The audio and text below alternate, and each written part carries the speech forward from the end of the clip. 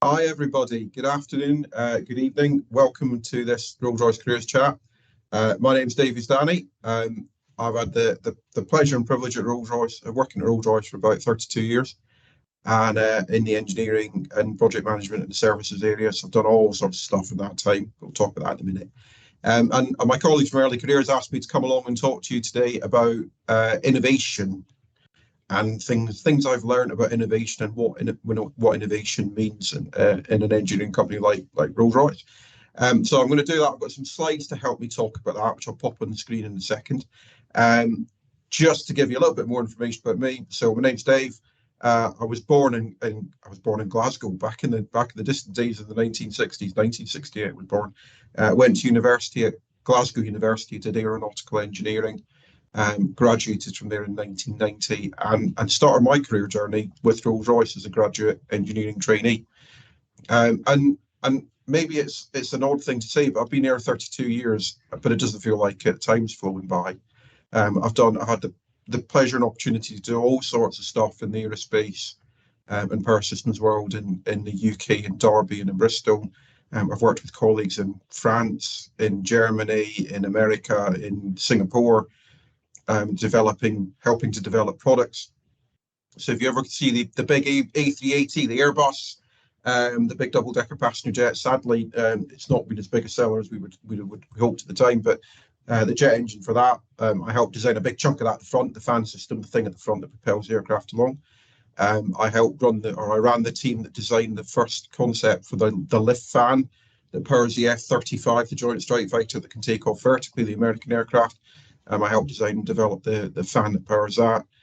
I also used to run the experimental factory in Derby, so we built and tested all the jet engines that went on to power several airliners across the world, the Trent family, the Trent 700, 900, the 1000, and something called the Trent XWB. That's probably the pinnacle where we've got gas turbine technology to so far in terms of fuel efficiency and quietness and reliability that powers the Airbus A350. So if you go on a long-haul flight now, there'll be a twin engine Airbus. It's probably very likely to be powered by one of our engines.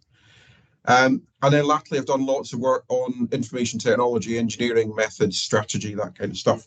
And that's what I do today. I look after methods for the Rolls-Royce Group. So I work for our group chief engineer, who's the biggest engineer in the company, and I look after our methodology. So how we do engineering design, how we do the sums, how we analyze stuff, where we put the data when we've done it, which is great. I was sitting chatting to Chris, my boss, the other day. It's great fun.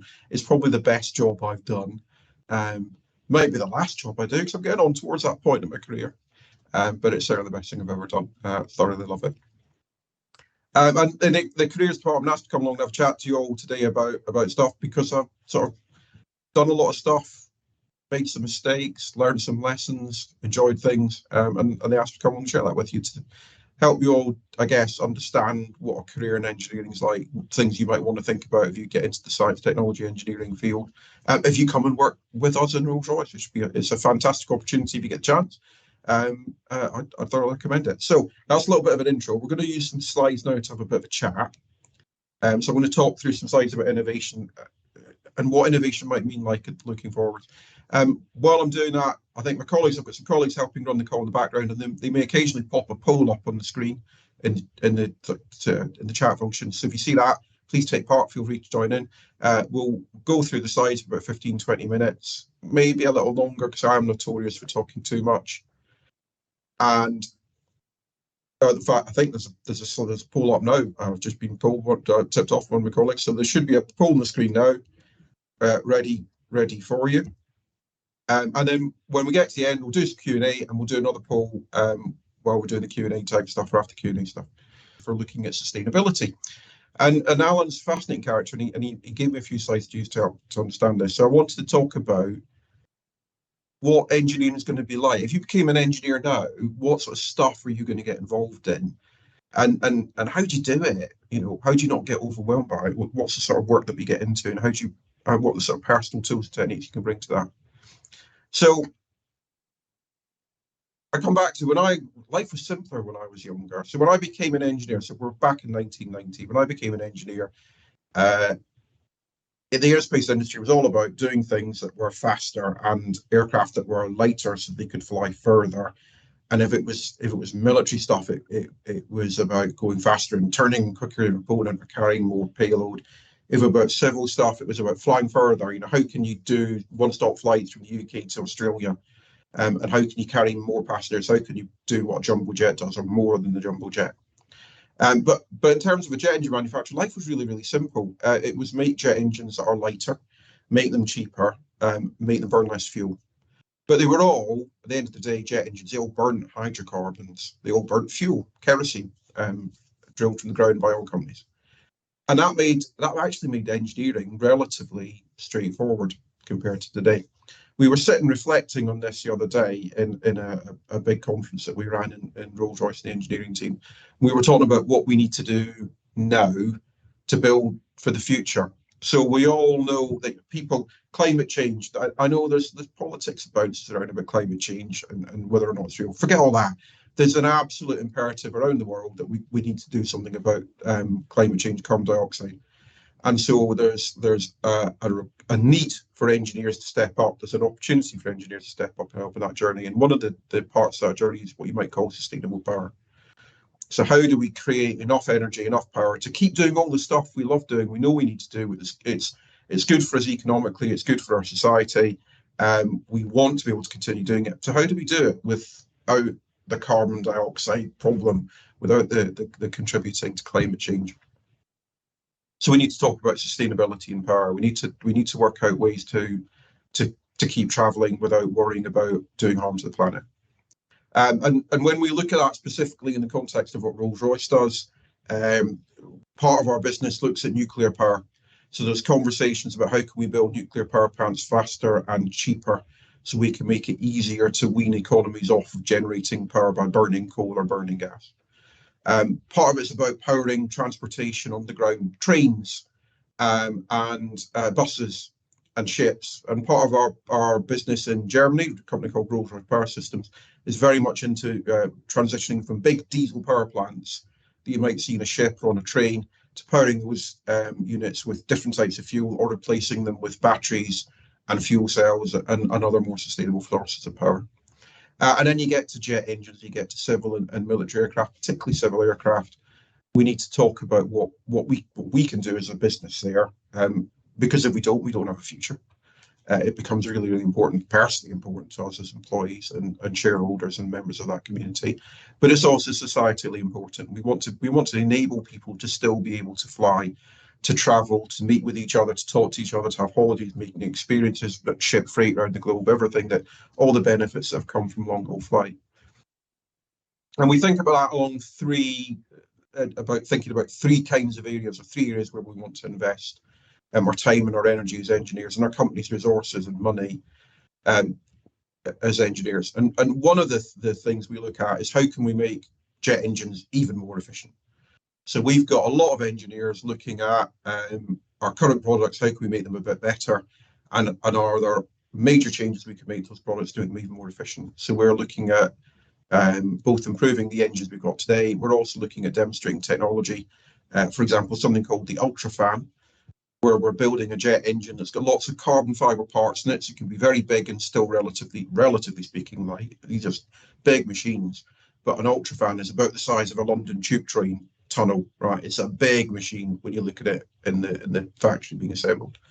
It will produce up to 100,000 pounds of thrust, and it will do it about 15 to 20% better in terms of fuel burn than the current crop of jet engines you see spread across the globe. And we do that by putting a gearbox in it. So we allow the fan at the front, this big blue thing on the screen, we allow that fan to spin around slower than the rest of the engine. So it's just dramatically more efficient. So we're looking at doing that technology, and some of our peer and partner and competitor companies like Pratt & Whitney have already done that at a smaller scale. Why are we doing that?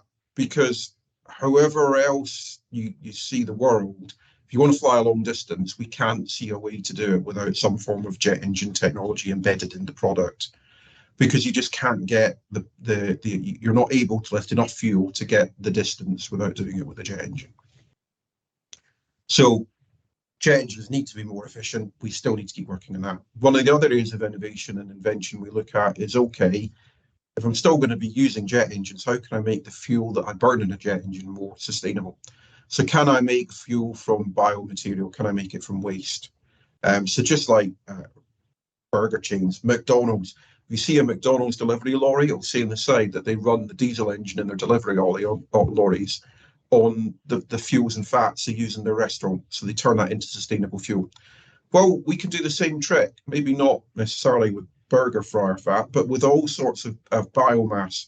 So either by growing plants or using seaweed and plants that grow in the ocean, which would otherwise, so it doesn't affect our ability to produce crops, or by recycling waste materials, just like some of the catering industries do for truck transport, or by another technology called carbon capture. So one of the things we look at in this pillar for innovation and technology development, we're looking at making machines that can capture the carbon dioxide out of the air. Now, to do that, you need two things. You need lots of energy. So we need to think about how do we make energy in a sustainable way? How do we make green energy? Well, solar and wind and nuclear and geothermal are all options. So getting power from the ground, from the heat that's in the Earth's crust, they're all options for creating clean power. And then we need to look at, well, if you've got clean power, it transpires, you can suck lots of air past some chemicals. And if you're very efficient at sucking the air past the chemicals and very efficient at running the chemical process, you can capture the carbon dioxide out there. You can literally soak the tiny percentage of carbon dioxide that is in the air, soak it into a chemical, and then take that chemical off to a treatment plant and remove the carbon dioxide back from the chemical. And then you get choices. You can either put that carbon dioxide back underground, you can do something with it to take it permanently out of the atmosphere, or you can use that carbon dioxide with hydrogen to make more jet fuel. So instead of drilling your jet fuel out of the ground, we're looking at technologies that will allow us to make jet fuel from water and thin air. But it's absolutely fundamental. You need power to do it. So you need to be able to generate clean power to do it. And it's absolutely fundamental that it's going to be expensive. It doesn't matter how much you invest in it. It's going to be more expensive than drilling fuel out the ground. So you need to make sure you use it wisely. You need to make sure you use it for the right purposes, and you need to make sure that the machines using it are efficient, which is why that first column about making jet engines more efficient is so vital. And then there's another discussion that as a company we're actively having with our engineers and our technology partners, universities, suppliers, people who make subsystems that we can exploit. And that's about how can we create a new power system to power an aircraft. So could we fly an aircraft using batteries? We think you can, but there's problems with batteries with doing large payloads over long ranges. But if you're going short distances with relatively small payloads, perfectly possible. Hopefully you'll have heard of the spirit of innovation. So we took a piston-powered racing aircraft, an aerobatic machine, and we took all the electrical, we took all the petrol engine out of it, we took the engine out, we took the fuel tanks out, and we replaced it with a lot of batteries and a very powerful motor from a company that normally makes kit for Formula E, the electric Formula One racing companies. We put them all on an aircraft. We got our test pilots to have a good look at it. We did a lot of thinking about how to make it work, how to make it function, how to make it safe. Because it's quite hard to develop an electric aircraft that you can trust enough to get in and fly in and know it's going to be safe. So we put lots of engineering and brain power in. We worked really, really quickly on it. And we came up with the spirit of innovation, and we now hold the world speed record for an electric powered aircraft. So for about 50 minutes, it can do over 300 miles an hour. It's an incredible piece of engineering. We're also working with a company called Videro. That little picture on the screen is a little a computer graphic of a potential product that we're developing for a Norwegian customer. So if you go to Norway, they've got lots of short flights. And I'm literally, talking minutes where 9, 10, 12 people want to get from one side of a fjord to another or across one mountain range. And the only practical way to do it is either to get a boat and sail around the coast or to fly across the fjord or over the hillsides. So they generate a requirement for lots of small, short flights with small numbers of people, which it turns out to be the perfect use case example of how a battery-powered aircraft could be cost-effective. So we're working with Videro to help them make an electric aircraft come to reality for short-haul commuter flights, which means batteries and electric motor in an airframe and prove it's safe and prove it's reliable in all sorts of weather conditions and all sorts of operating conditions, and take it to market. And then the other picture that's on there is a little computer-aided graphic generation of what a hydrogen-powered gas turbine might look like.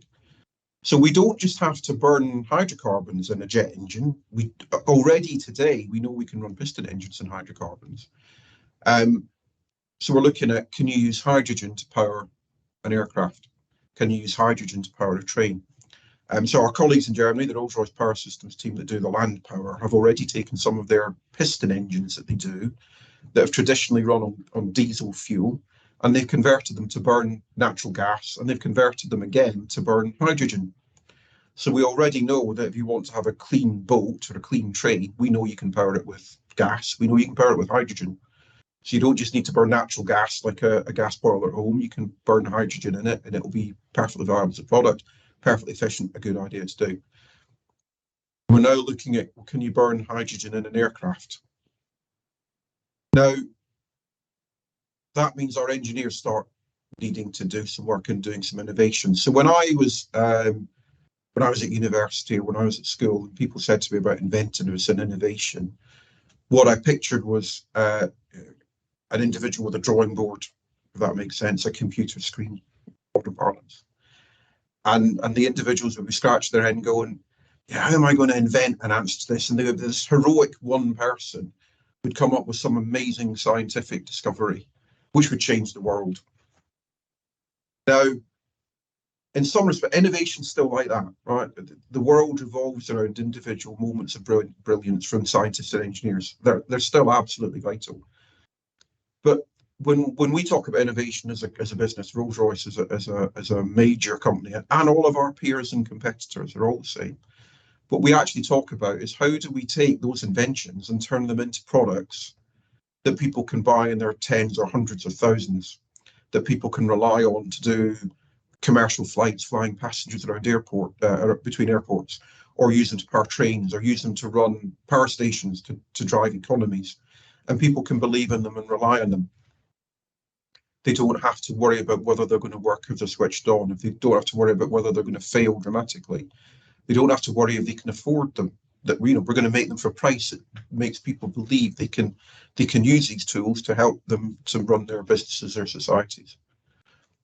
So at some levels, our organisation's thinking about, okay, we want to start thinking about net zero. In a net zero world, could you do it without hydrogen? So we have engineers in the innovation space to think about, how would the world be if we couldn't power it with kerosene, if we couldn't power it with petrol, if we couldn't power it with diesel or coal? What would it be like? And we conclude that it would have hydrogen in it. Okay, now how are we going to get the hydrogen? Who's going to make it? So there's about 500 million tons of jet fuel is used every year to fly everyone around on airplanes and commercial airliners. If we're going to replace that with hydrogen, that's a lot of hydrogen you have to make. How are you going to make the hydrogen? A lot of hydrogen today is made from hydrocarbons. It's actually made from gas and oil. So companies take gas and oil from the ground, and instead of just using it to make petrol or diesel, some companies will use it to strip the carbon off of it, and they get hydrogen. Not a lot of hydrogen. Some hydrogen is made by sustainable means. So it's made by electrolysis. So we take water, we apply electricity to it, it releases hydrogen gas and oxygen gas. Discard the oxygen, you've got your hydrogen. How are we going to make hydrogen in the future without liberating lots of carbon dioxide? So if we're going to make it from natural gas and hydrocarbons, we're going to have to capture the carbon. And then we're going to have to put that carbon somewhere. If we're going to make it from electrolysis, we're going to have to generate a lot of electricity to split the hydrogen from the water. It's a very energy intense process. So how are we going to make hydrogen that's green? Do we believe it's going to be green? There's no point in us developing products that burn hydrogen if we're still back at the source of the hydrogen, releasing carbon dioxide into the atmosphere. What's the job of hydrogen in aerospace? The next two lines, the sustainable fuel question and the what's the role of hydrogen. If you want to fly a long distance, you can't, with a lot of people, you can't do it with battery. The batteries are just too heavy. You cannot get enough power in with the weight of a battery that results to build an aircraft that's viable to fly a long distance. Fine for short hop, fine for a drone and an eVTOL, an electrical vertical takeoff plane.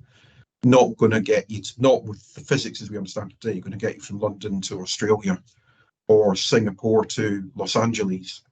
with 100, 200, 300 people. So you need to start talking about alternative fuels, and your choices are really hydrogen or using hydrogen to make sustainable fuel. So can we capture carbon and make fuel out of it? The example we talked about a minute or two ago in the previous slide. Or can we use hydrogen itself to power an aircraft? So we're going to use hydrogen to power an aircraft, or we're going to have it as a gas or a liquid. So we've got engineers thinking about, is it better to store hydrogen gas, which requires you to have a very big tank, and make sure nothing leaks, because hydrogen really wants to leak. It's a very tiny little molecule, so it's very good at getting between gaps and joints and pipes and flanges or any defects or flaws in the material. It can literally migrate through thin layers of metal. So we have it as gas. How do you fit in a tank big enough and make it strong enough to store it and reliable enough to store it? You can carry it around as a liquid. The trouble with liquid hydrogen is remarkably cold, right? It's several tens, hundreds of degrees below zero. So you don't really want to carry around liquid hydrogen because you need a very, very well insulated tank, which makes it very heavy. So we get into debates about, well, how are we going to cope with that question?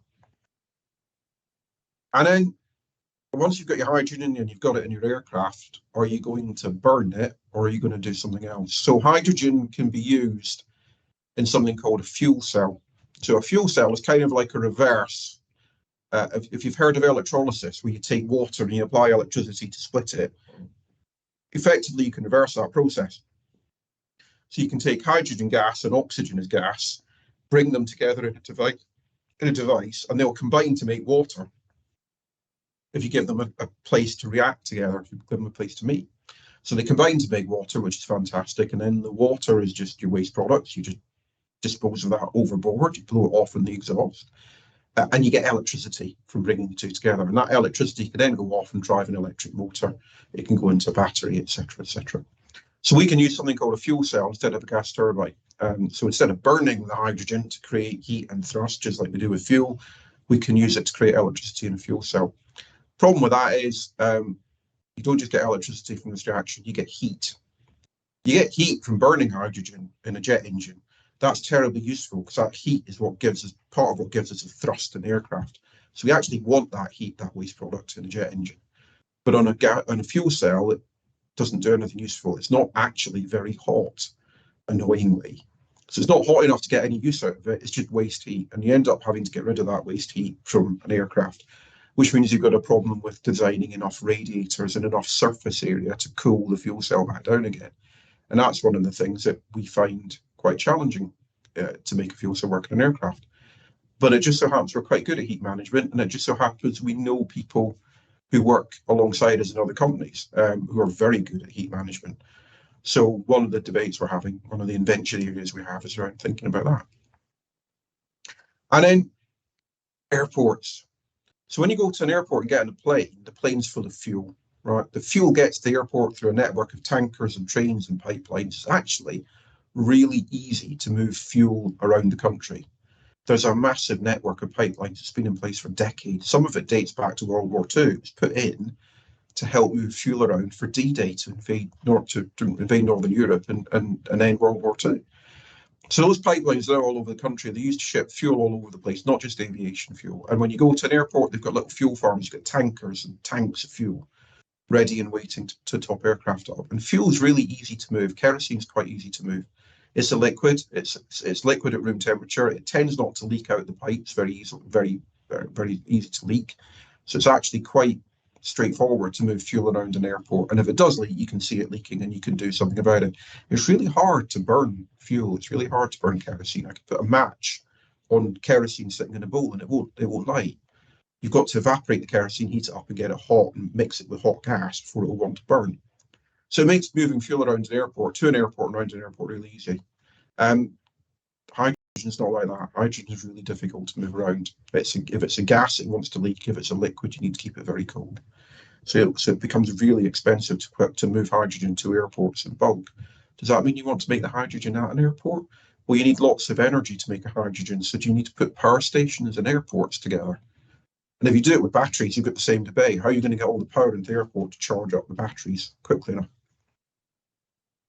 So there's lots of stuff that engineers need to invent and innovate about. And then even when you thought about it at a big, high level, you come down to. So right now, against this chart, it's got lots of pictures of stuff. These are all bits of work, bits of programs that somewhere, in some cases, sitting just outside the room I'm sitting in Merlin and Derby, and then across all of our sites in Indianapolis in America, and in Dahlewitz in Munich in Germany, in Hungary, where we've got some electrical research and development teams based, in India, in Singapore, all across the globe, there are people with Rolls-Royce badged engineers getting excited about doing technology development around all these things. So we've got teams of engineers looking at how you design batteries to go in aircraft.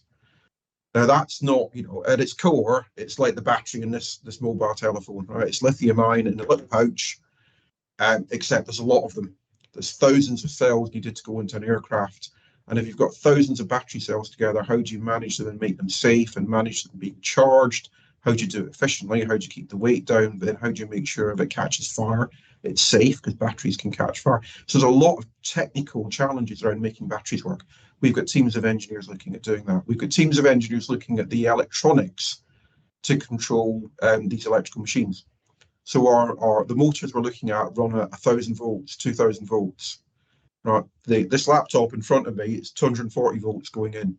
So you can just think about the current and the power to run these big machines. Is quite fascinating as an intellectual challenge. So some of the electrical motors we run, the power cables going in are this sort of thick, and there's dozens of them wrapped around the motor. There's almost more cable than there is motor. So there's lots of mechanical design challenges that we've got to overcome to make these machines work, the kilowatt and megawatt electrical machines. The little picture in the middle, all electric integration, is the spirit of innovation. So it's not just about sticking a battery in a motor in an aircraft and it'll work fine. A battery-powered aircraft works very differently from a piston engine-powered aircraft. If nothing else, it weighs the same when it lands as when it takes off. Most aircraft powered by fuel, by the time they've landed, they're dramatically lighter. They've lost 20, 30, 40% of their weight. So the way you fly them, the way you land them, the way they're designed is totally different from an electric one. We've talked about fuel cells and the challenge of cooling. We've talked about hydrogen, the challenge of getting hydrogen to an airport. Even if you've got it at the airport and you've fueled your aircraft and you've decided if you're having gas or liquid, you've got to get the hydrogen from the aircraft into the engine. And once it's in the engine, you've got to turn it to hydrogen gas and you've got to get it to burn. So there's actually massive technical challenges in making a hydrogen-powered jet engine work. But that's what we do as engineers. So the last picture, the picture I'm going to wrap up chatting about, and then we can get to the Q&A, because that's almost more important than me burbling along for a bit. The last picture is from a few weeks ago. So a place called Boscombe Down, which is in the UK. It's a research base run by the UK government that was used for decades to develop aircraft and traditional jet engines, military products in the 50s, 60s, 70s. We went to Boscombe Down. We took an engine. So on the screen in front of you, you'll see a jet engine. It's a turbo shaft. It's used to power a commuter aircraft. It's normally got a propeller at the front. The big black tube around the top that's got sort of S-duct shape is the air intake. And this engine is called an Allison 2100. It's normally used to power commuter aircraft. It's made by our colleagues in Indianapolis. And we converted it to run on hydrogen. So a small team of engineers was given a budget and freedom, a little bit of supervision and assurance and control to make sure that they were doing the right things. But fundamentally told, you've got a few months, we want an engine running on hydrogen to prove to the world it can be done, but also to learn from it. So that small team got together with some suppliers, it got together with some partners, and we were helped in this endeavour by EasyJet, would you believe, the passenger, the civil air transport airline, EasyJet. So they joined in with us and helped finance it and helped do some of the engineering and technical work. We got together with Boscombe Down. We borrowed a test bed. We got some tanks installed, you can see in the background, to put the hydrogen in. We put the engine in on a stand to let it run, just sitting on the ground in the open air. We did it in the open air so we could be confident that if something went wrong and the hydrogen leaked, we wouldn't have a major safety risk, because it's in the open air, it all just vent. And a couple of weeks ago, we had the engine running on hydrogen, and you'll find on LinkedIn and in the national press, you'll see stories talking about this. We've got a jet engine to run, a turboshaft to run on hydrogen. It's all successful, it all works. Now, there's lots we're learning from it, and there are things we're going to do to evolve this. We're going to move through a set of programs to eventually actually design an engine that's meant to burn hydrogen. This is just taking an engine and running on hydrogen, and so its performance isn't perfect. But it's an absolutely fantastic achievement that was done by engineers, some and logisticians and planners and manufacturing experts and program managers. So that small team of people work together.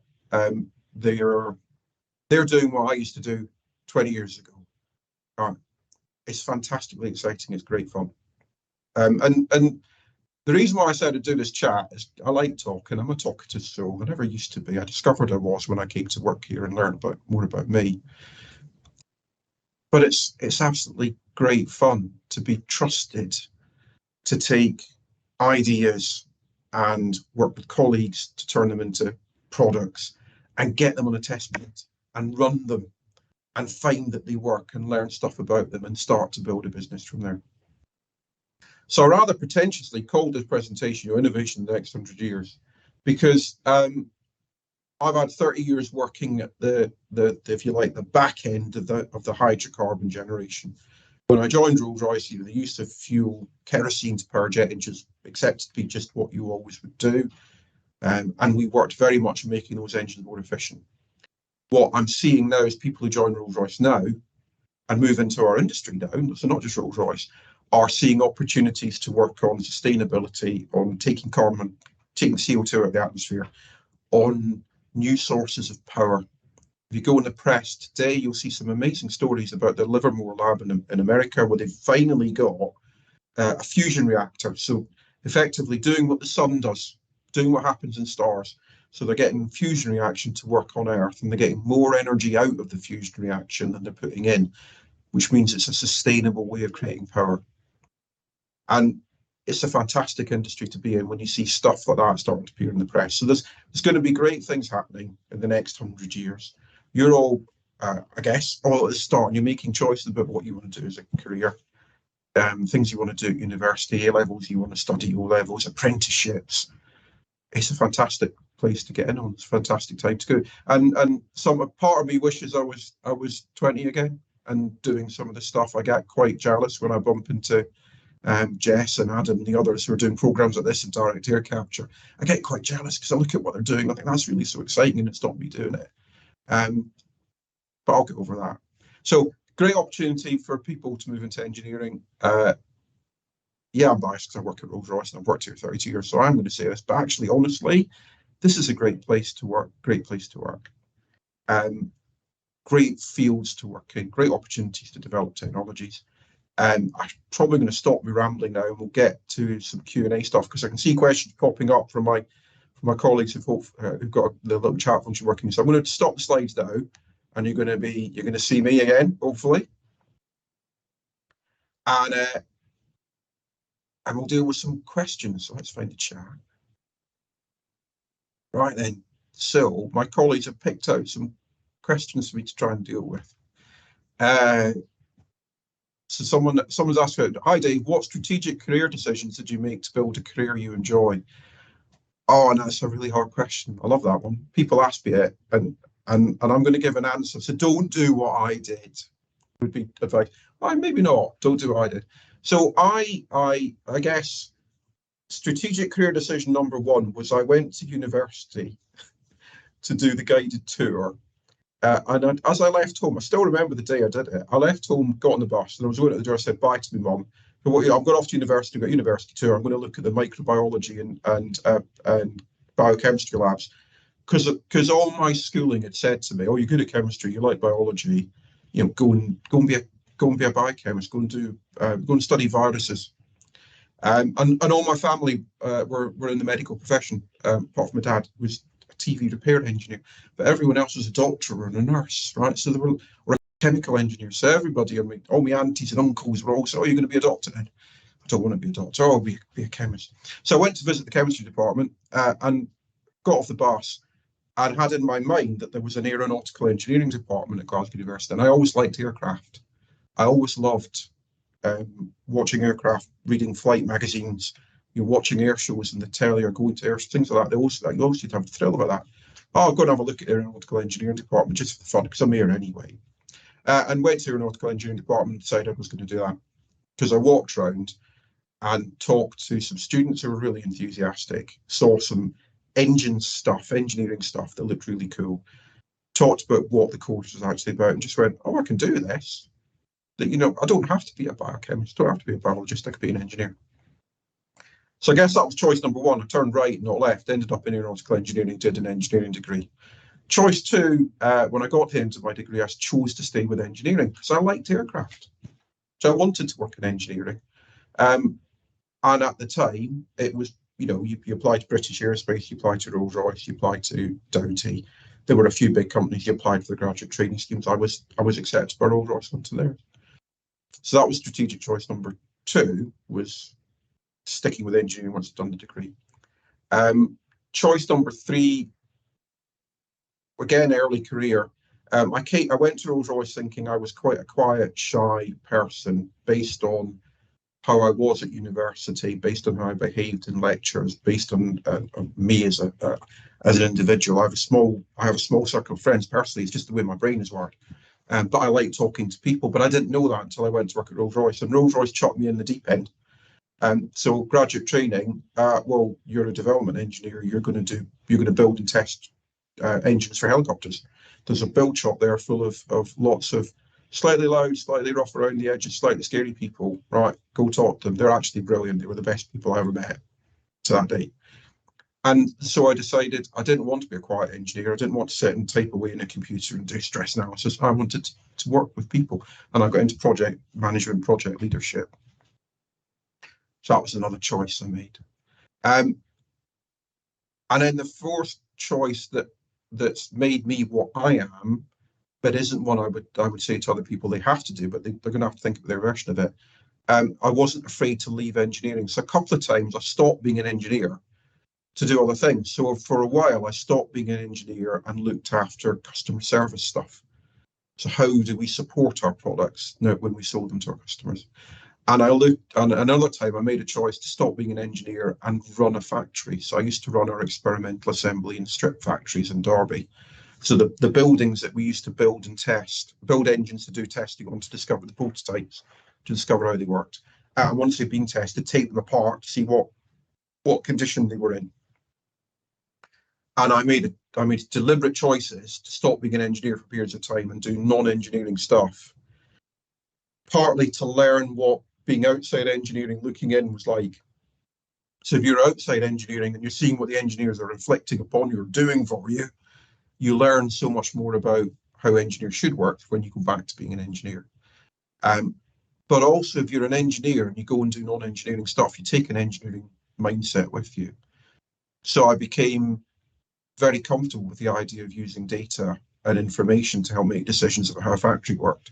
Whereas some of the people I worked with, worked for, and had working for me, that was a totally alien concept to them. They would make decisions based on, what do we need to get built today? This stuff, right? Well, that's what we're going to do. We're going to deal with the problems of that. Well, wait a minute. There's these things over here that are brewing. The data's telling going to be a problem in a few weeks' time. We need to talk about them as well. And they would never think about that. So an engineering brain helped me do that differently. If that helped answer that question. And one final strategic career choice, right? Do things you enjoy. I know that sounds really easy to say now because I guess I've got 32 years of ego, so I managed to do that. Well, maybe it's because that's what I focused on. So do what you enjoy. Don't do a career because it's what people have told you need to do. Do it because you want to do it. Do it because you enjoy doing it. Do it because you love it. Because then you're going to enjoy it. And if you enjoy it, you're going to put your soul into it. And if you put your soul into it, you're going to get noticed for doing it. You're going to get praise and reward for it. And you're going to enjoy it more. And it creates a very positive, virtuous cycle. Doing stuff you don't enjoy, well, it's going to be obvious you don't enjoy it. And so that's an important choice you need to make. Jasmine has asked, what are my current challenges at the moment? Right, so the biggest challenge we've got as an organization is making this transition from being very good at making jet engines and diesel engines in Germany with our power systems colleagues, jet engines in the UK, Germany, and Indianapolis with our Dalavitz, Bristol, Derby, Indianapolis colleagues, and nuclear reactors to power submarines, which is a specific and slightly secret thing that I can't talk about in detail, but we do that as well on Rolls-Royce. We make nuclear reactors for submarines for the Royal Navy, so the nuclear powered submarines that the Royal Navy has. Those business areas are fantastic at doing those products in big project teams for long periods of time. It takes years to develop a jet engine for a civil airliner. It needs hundreds or thousands of people involved in the endeavour. It's a massive program to do. We need to learn to reconfigure those project teams and those people to think about making electric powered aircraft work, or hydrogen fuel cells work, or building small modular reactors. So we transform the power generation industry from where it is today with a reliance on gas and coal and intermittent, wind and sun is great, but sometimes it doesn't work. So we need to think about changing that. And my other challenge is one of my colleagues just walked past the window, waved at me and pulled a funny face because he knows what I'm doing. I'll get you for that later, Tony. So we need to think about reconfiguring our processes, our teams, our methods, our computing capability, and encouraging our people to find excitement and joy and stimulation in working on those areas instead of what they're all very used to. And that's probably my biggest challenge right now, is getting my head around how to help the whole organisation make that change, because it isn't done by me saying, well, we're going to work on hydrogen now, off you go. That's not how it works. We've got to encourage people to work at it. We've got to equip them to work at it. We've got to excite them about it. We've got to reward them for it. We've got to buy them the tools to do it. We've got to get the data to do it. All that stuff requires us to change the way our engineering world works right now. And then Zane's asked, what's the most advanced engine he's made? It's not me. Everything here is a team effort. Being an engineer is part of that. It's about playing on a team. It's about making individual decisions that fit within collective decisions with teams that drives everything forward. Having said that, the most advanced thing I've ever done, I'm going to say, so I go back to early career, so 1995-ish. So after 4 years, 2 years graduate training, 3 years working helicopter engines, I was asked to run a demonstrator team. So we were building a demonstration engine to prove that it would work. And it was something called the shaft-driven lift fan. So this is the Joint Strike Fighter. So the F-35 aircraft, there are now hundreds of them being delivered to various air forces around the world. And the F-35 is designed to take off vertically, accelerate to supersonic speeds, do a mission, come back down, land vertically. No other aircraft could do that. The closest we had was the Pegasus Harrier, the jump jet, if you like, from the 50s, 60s, 70s, still flying in America, some Harrier jump jets. But you couldn't go supersonic with it. And it wasn't stealthy, so you could see it coming from miles on radar. Its radar signature was enormous because of its shape and the intake. And the shaft-driven lift fan was sent to transform all that by putting if you like, a jet engine in front of the main engine and powered by a shaft off the main engine and a clutch, just like you get in a car, except this clutch handles 28,000 horsepower, not a couple of hundred. And we were going to make all that work. And I remember sitting with my boss, a guy called Roy at the time, and saying, I can't believe this lift fan's going to work. I think it's mad. I know I'm meant to run it, right? And I'm not meant to be loyal to it, but I can't get my head around how this is ever going to work. And it does. And the lift fan that's flying around today is really remarkably similar to that demonstrator one we designed back in the mid to late 1990s. So the most advanced thing I ever worked on was making that lift fan work. It's the thing I'm most proud of, even though it's a little bit niche, right? It's powering a military aircraft that we maybe make hundreds or a few thousand of. It's not powering a Trent engine that flies thousands of people around the globe every day. And some people are really excited about doing that, and some people do technology, and it's incredible. But as a whole system, the lift fan still blows my mind about what we were doing, and it blows my mind to think about what I was trusted to actually do, which I'm still trying to get my head around. How on earth I managed to do that? It was great to trust it. It was great fun. And when I meet people today who are working on things like direct air capture, what I see in them is me 20, 30 years ago, when I think Jess is going to have great fun doing that. The hydrogen team are going to have great fun doing hydrogen. The SMR team are going to have great fun making modular reactors. Right. What's this one? Dave, what do you think is the next big technological leap in the aerospace industry within the next 10 years? Oh, it's just I'm a propulsion person, so I guess I'm going to say it's how you power aircraft. I would say that. It's what my business does. Actually, the big issue right now around aviation is how you propel an aircraft. It's a choice. It's about being able to make choices other than kerosene. So everything else, hypersonic stuff and space planes and supersonic biz jets, if you believe they're the right thing or the wrong thing, but technologically they're an interesting challenge if someone's going to make them work.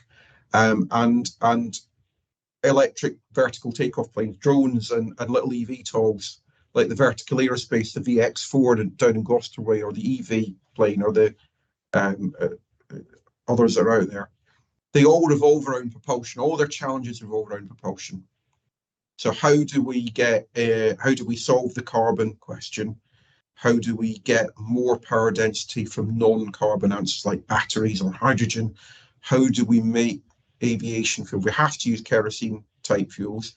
How do we make them in a way that isn't going to contribute to global warming? How do we take the carbon dioxide challenge on head on? All of that revolves around either generating clean power or exploiting clean power inside the aircraft, powering the aircraft. So the big technological leaps are all going to come around ways of powering a plane other than just pouring kerosene in a tank and burning it in a jet engine or a piston engine. That's fundamentally what's going to unlock all the technological leaps in aerospace, in my opinion. And I would say that because I'm a power system person, but actually when I start to look at aviation, it all boils down to propulsion. Aviation's biggest challenge has always been, once you crack basic aerodynamics, has always been propulsion, I think. Please ask Dave, is there any new sort of energy form that we all need to work and discover for use in our daily lives? Yeah, fusion. Right. So, and I think today's paper, BBC website or Telegraph or the Guardian, wherever your paper choice is, or just go on the internet and Google it. So the holy grail. All energy comes from, in our world. All energy comes from the sun, right? Issue number one: everything's from the sun. The oil we drill out the ground is just the sunshine stored up for 10 million years. It's waste matter that's been compressed and turned to hydrocarbons by the chemical process of being compressed in the Earth's core. But it came from plants growing from sunshine. It came from dinosaurs eating the plants, dying, and their fossilized remains being turned to fuel over millions of years. So sunshine drives our world. Sunshine comes from fusion. So what goes on in the heart of the sun is a fusion reaction. Hydrogen and oxygen are brought together, fused into molecular fusing happens. Hydrogen, oxygen, molecular fusing and hydrogen happens. Sorry. So atoms are brought together to make hydrogen atoms. That liberates immense amounts of power. We want to do what the sun does. We want to do on Earth. The answer to that is to make a fusion reactor work. We know we can make fusion work in a dangerous, unpleasant, and horrible way, which is a nuclear bomb. What we want to do is make the energy of a nuclear bomb serve us peacefully. And that's what fusion does. That's not Rolls-Royce, although we have colleagues who are keeping an eye on it because we like to keep an eye on technology. But you'll see lots of companies dotted around that are absorbing lots of money now from investors because we think in the next 10, 15, 20 years, fusion is going to go net positive on energy. And I find it quite fascinating because I look at, if I go back to the 30s, there was a gentleman by the name of Frank Whittle. Sir Frank Whittle was the father of the jet engine because what Sir Frank did was work out how to get more energy out of a jet engine cycle than he had to put in to make the engine turn. So Sir Frank worked out how to make the turbine more efficient than the compressor. So you could suck air in at the front, squirt fuel in, burn it, get some energy to drive the compressor, but have enough energy left over to make thrust or power a jet engine. I've got friends and colleagues in the Atomic Energy Authority who I talk to every month or so, just see how they're getting on. And they are doing exactly that, but with fusion. So they're trying to work out how can I get the fusion reaction to be triggered and release more energy than it took me to trigger it. That's the big thing. That's the new sort of energy question I think is going to come along. I think hopefully, we're not far away from we can get this to work. We can get more power out than we need to put in to make the basic reaction work. And then it's going to be an engineering question. So the fusion reaction happens inside a little reactor vessel. It's contained with electromagnetism to hold it in place because it's so hot, you can't keep it in with air. Interestingly, jet engines, the fuel burning in the combustion system of a jet engine is too hot to contain with metal. And what we actually do is use the metal to control the flow of air around it. So we use air to hold the hot flame in the middle of a jet engine. The world of fusion uses magnets and light beams to hold the hot reacting plasma, the fusion reaction itself, in space. And that emits lots of heat into the surrounding machine. And then you capture the heat with a cooling system. You take with water, whatever, which turns to steam because of the whole vessel gets heated up in the fusion reaction. You take the steam off to a gas turbine or something else, a steam turbine. You release it through there, it turns around and creates electricity. So the challenge of fusion is get the physics of fusion to work, figure out how you can control it, make it happen again and again and again, thousands of times a second, thousands of times in thousands of places a day, to make power plants viable at scale to generate electricity. But the rest of a fusion plant is still a power station. It also all has to be designed. We just build it. We need to find places to put these machines. We need to install all the kit to do it. We need to design and develop the systems to manage the fusion reaction and gather all the heat from it. So we need to get the physics to work, but then there's a massive, massive stream of engineering to make these machines, to turn this physics idea into machines. You know, that's the difference between a scientist and an engineer. The scientists come up with the physics, they can come up with the chemistry, they can come up with a great invention and say, I can come up with the maths to see how it works. The engineer has to take the maths and turn it into hardware and software. So bits of metal, bits of plastic, computers to control it, to turn the physics into something that produces energy every day. Where have we got to? How could we keep innovating? People will keep innovating. I think it's part of human nature. Is what we are. We just love to innovate. So I don't think we need to physically try and innovate. What we need to do is think about how do we make sure we've got a world in which innovation is still encouraged.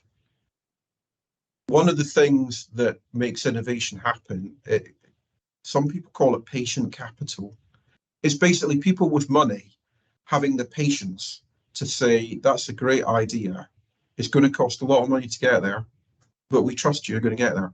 Rolls-Royce has had the benefit of 30 or 40 years of patient capitalism. So people, investors, patiently saying to us in the 80s, yeah, we think you can develop jet engines to power airliners. Here's money, and here's some more money, and here's a continual flow of money so we could develop the products.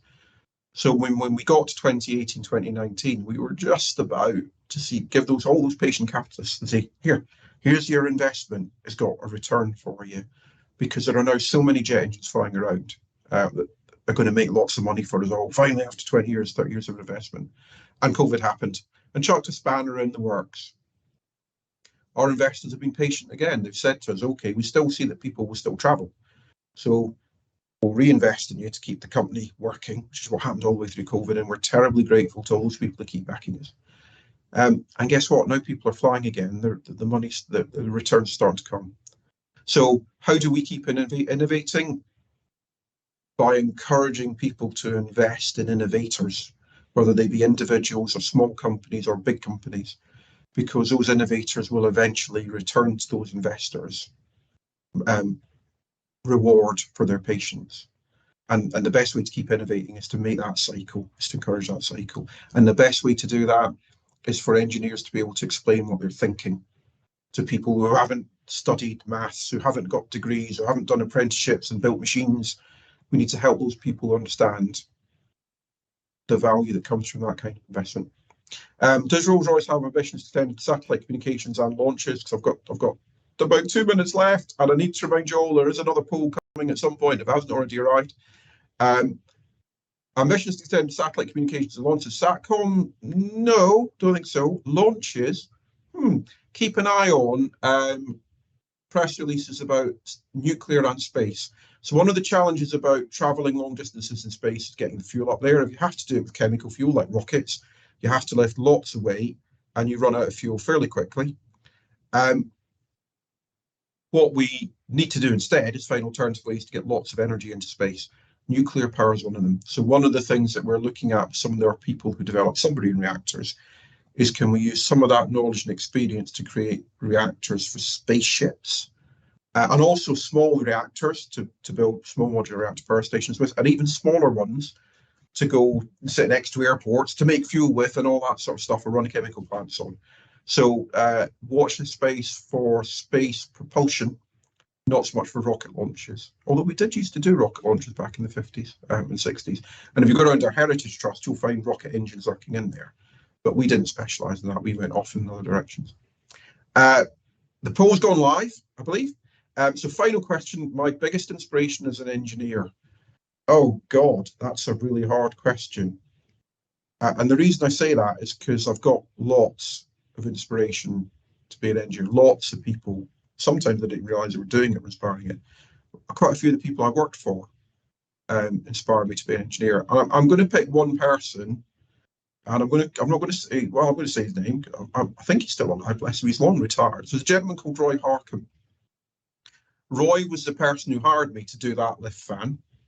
Roy was the person who took me a lot of what I know and used in the rest of my career, but how to inspire engineers to do the right thing and drive them to do things that are difficult and make decisions and choices that are hard, as well as how to look after them and make them feel loved and spot the bright ones. And so my biggest inspiration came from someone I worked for in the company. My second biggest inspiration is Frank Whittle. I say that, never met the gentleman. Why would I? But I've read his autobiography, and I can't remember what it's called.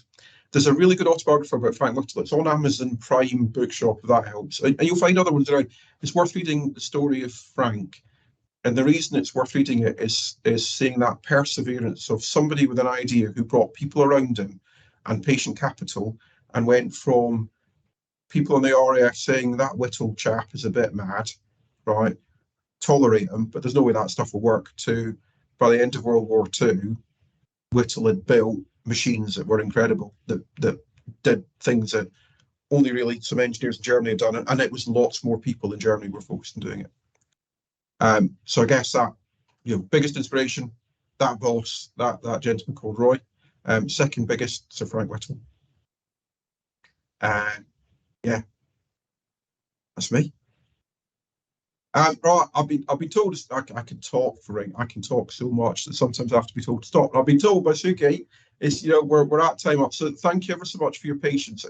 An hour is a lot of time to just sit and listen to someone ramble at you. I hope you've got used to it. I hope we've enjoyed it. The questions that we've thought through have been fantastic. I hope you've enjoyed the poll.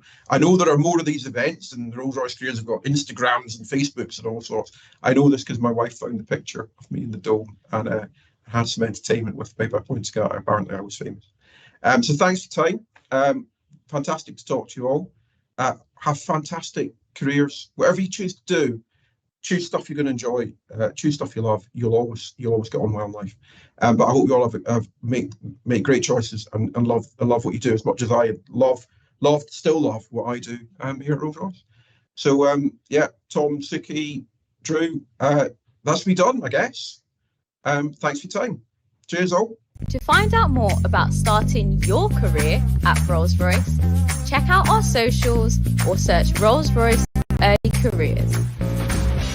Be real, be curious, be ready, be you. Be Rolls-Royce.